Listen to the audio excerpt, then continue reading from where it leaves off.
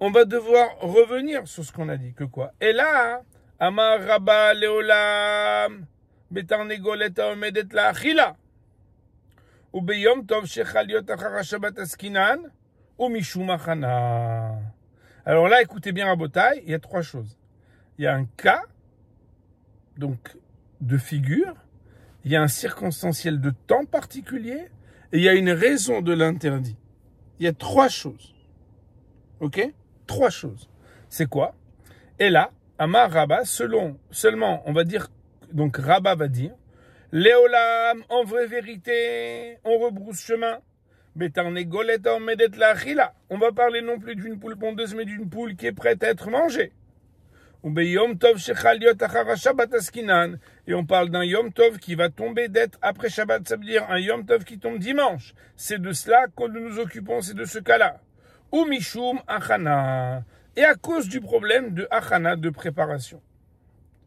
Et alors quoi?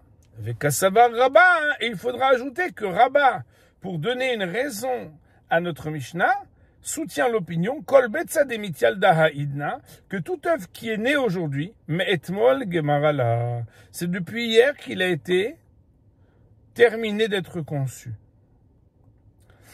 Et il y a ce qu'on appelle le problème de Achana des Rabba. Achana des Rabba, c'est que normalement, on ne peut pas manger ce qu'on n'a pas préparé avant. La Gemara de dire Rabba l'etarme, Rabba c'est selon sa raison. De Amar Rabba, car Rabba a dit Maï dirtiv.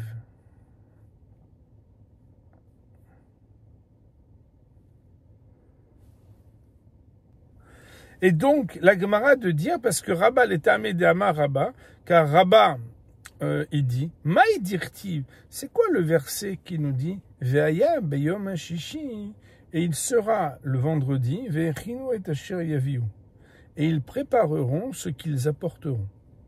Alors ce verset, vous le voyez peut-être dans votre marge, si vous avez une bonne Gemara. Moi j'ai là-bas, j'ai une édition là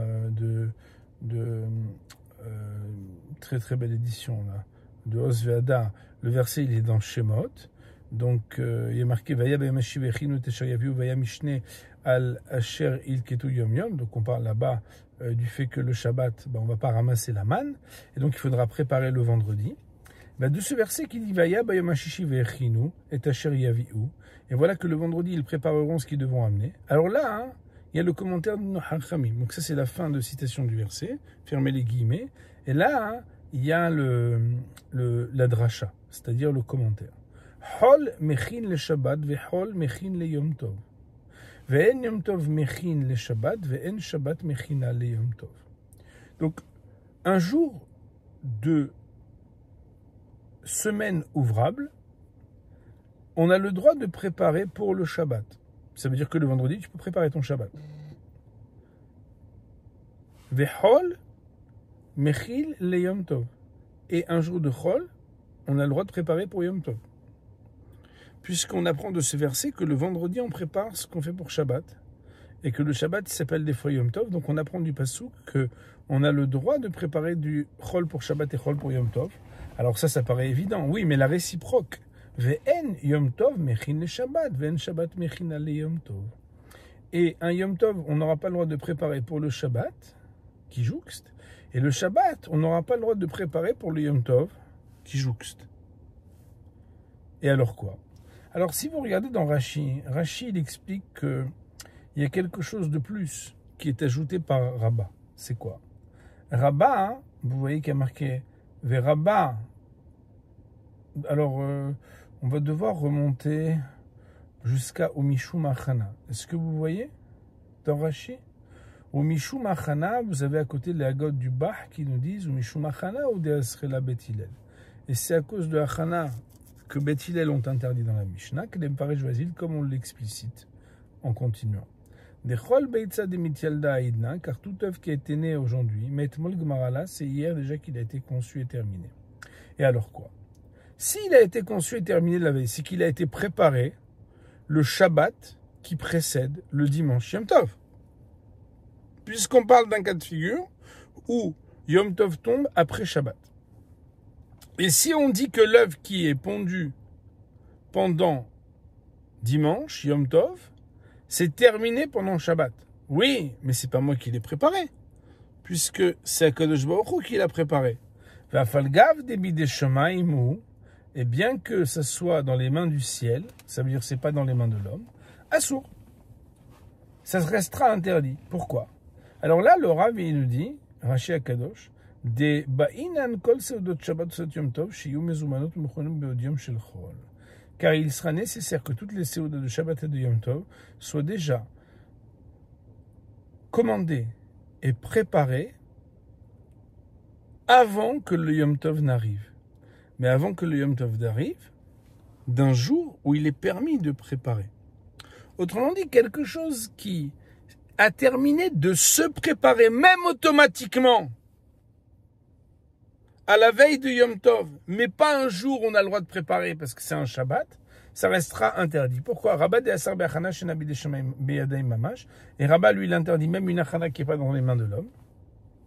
Les Ta'amid de Amar Rabat, c'est parce que Rabat il tient Bepsachim dans le Gemara de Psachim Beyalif, mais Achad et Mouktsé d'Oraïta, et il va très loin, puisque pour lui Mouktsé c'est d'Oraïta, puisqu'il apprend d'un pasouk. Ve'chinu, le verset qui dit qu'il faudra qu'il prépare. Ve'izminu kegon ani ochel le mahar. Comme si quelqu'un va dire, c'est de ça que je vais manger demain. Et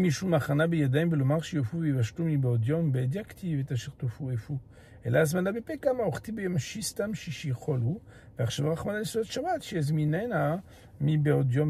alors, ce Rashi-là, je vous demanderai de m'excuser qu'on va le reprendre dans les mots à notre prochain shiur.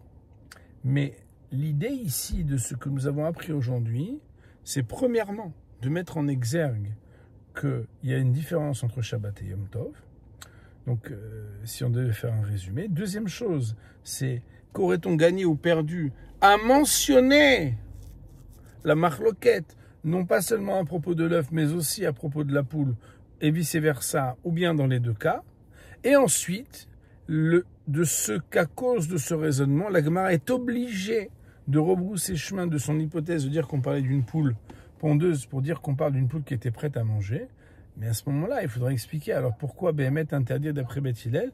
Et là, on dit qu'on interdit à cause de Achana des rabbins.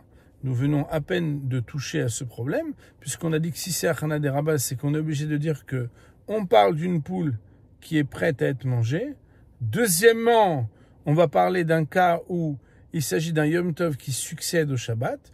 Troisièmement, c'est que la raison de l'interdiction, c'est la raison de ce qu'on appelle Achana, l'exigence de préparation la veille d'un Shabbat ou la veille d'un Yom Tov, avec un jour ouvrable qui prépare. Or ici, il s'agirait de quelque chose qui a été préparé la veille du Yom Tov, mais un jour qui n'est pas ouvrable, selon le fait que même si ça a été préparé, mais des Shamaim, ça reste quelque chose d'interdit. Pour aujourd'hui, on va dire Baruch Nei Le'olam, Amen.